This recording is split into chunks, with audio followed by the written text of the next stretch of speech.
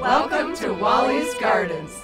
This garden is one of the best formal gardens in the United States. It's one of the best privately owned formal gardens in the United States, and it's very special. It's stunning, it's incredible, it's inspiring, it's wonderful. It's expansive, it's full of intention and possibility, it shows a lot of horticultural diversity. To be able to have an experience that you can see a wonderfully maturing garden in Minnesota that is of the scale and grandeur. It's wonderful. When I come and visit the garden, I get inspiration, and you just don't leave here without inspiration. The other thing is to have the pleasure of walking the garden with Wally and hearing his vision and his passion as well. Hi, Wally.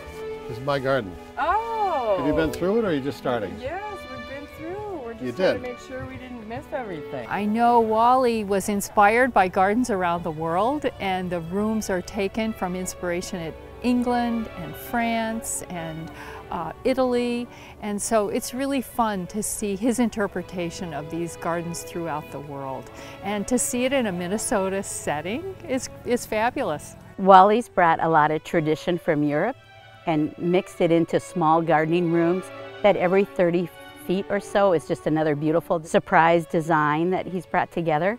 And it's just fun to walk around and see the mix of different gardens or allées or portiers put together to show such a beautiful garden. I'm really surprised to see a little yellow barberry being used as a hedge. I'm surprised to see the boxwood growing as well as it is, because sometimes that's a struggle in our Minnesota gardens. Spectacular. Unbelievable. I think the uniqueness of it is that there's plants that are formal, and there's a lot of informal things as well. Plant choices are really wonderfully diverse, yet very tough and durable. Wonderful use of a lot of native plants, which is very appropriate for the site, but used in a formal way. And also I love the way that the native and the formal kind of blend. It's not a night and day, it's sort of a blend between the formal and informal natural areas, which is wonderful. Well, it's very formal, and repetition and plant materials are using, LAs of Hotentilla like you see here, and having structures, views down pathways, and special themed gardens, which I really like and appreciate. You don't try to take it all in at one time. There's that little bit of mystery that goes along as you go from one to the other, and you see what opens up as you go through the opening in a hedge. I think that's the greatest appeal of a garden like this, and I think that's what draws people through a garden like this. So it kind of, you don't stop. You always want to go to the next spot and see what's next, and that obviously is totally by design on his part. That's what he was trying to achieve, and he's done it. I think what's nice is the natural settings, the fact that there's elements here of all different styles of gardens. And it takes you back to some of the finest gardens in the world. I mean, right here in Minnesota.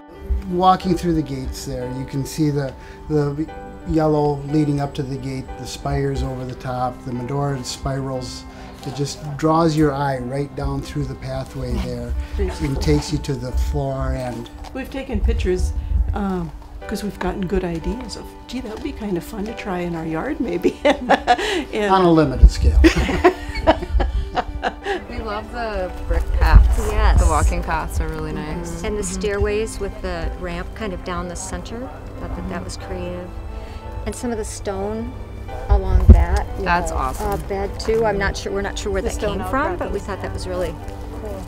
Unique. Really interesting too. There's some of the gardens that are clustered together, but then there's some that you have to seek out and discover.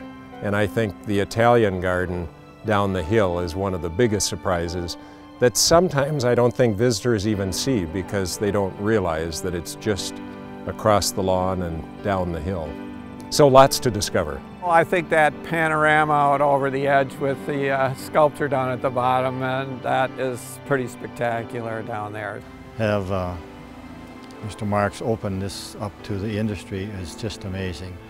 It gives us an opportunity to really serve our membership, because it It gives them a chance to bring their staff to see something like this, and it's also bring their clients in, and they've done that. And that's how we've gotten so many people this afternoon. There's nothing better than enjoying the garden with an event like this. That's what the Europeans did. That's what the kings and queens did. They got their parties and had a big evening in the garden, and we're just very grateful to do this in such a beautiful setting. So I think it was very, very generous and kind of him to open it up to us to see it, and I'm hoping he lets me back another time. It's breathtaking.